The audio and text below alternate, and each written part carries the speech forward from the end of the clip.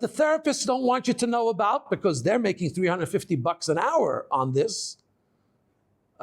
You say you pay more, it's okay. Yeah, there are some people that take much more. You got a deal, you got less. If he's good quality, that's fine. But one second, what they don't want you to know is that you can repair your subconscious by doing a mitzvah.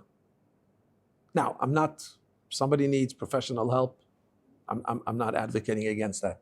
I'm just telling you that's something that you can do right now, wherever you are, and have an effect on your subconscious. Did you know that the sacrifices that an individual would bring in the times of the temple were all about the inadvertent sins, in Hebrew, shogeg, the sins that were done not as a rebellious, conscious act of rebellion against God, but acts that were done inadvertently. We didn't really mean to make that mistake. We did it. It wasn't beyond my control. I mean, I did it, but it wasn't a rebellious act.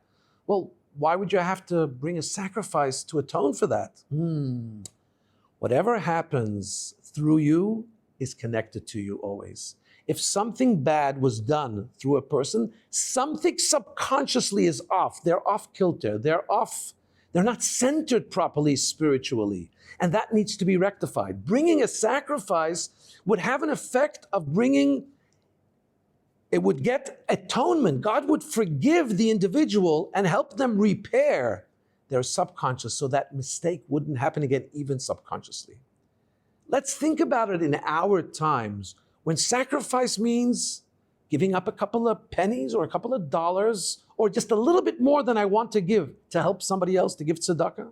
Or perhaps giving up on an indulgence that I know God doesn't want me to indulge in. Or just reaching out of my usual, perhaps self-centered state of being to really find out how I can be of help to somebody else. These are all examples of sacrifices. You think that the only effect it has is on the other person? Giving repairs something very deep within yourself. Giving something for God, time, or withholding from something you really want because there's something that God really wants of you, has a restorative, reparative effect on your subconscious.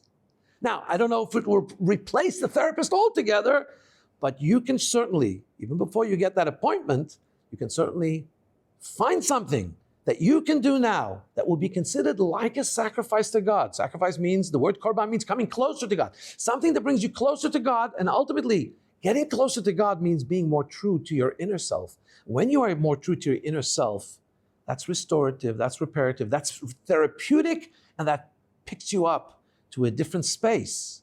And now, you'll be able to heal and live a meaningful, balanced, inspired, happy life.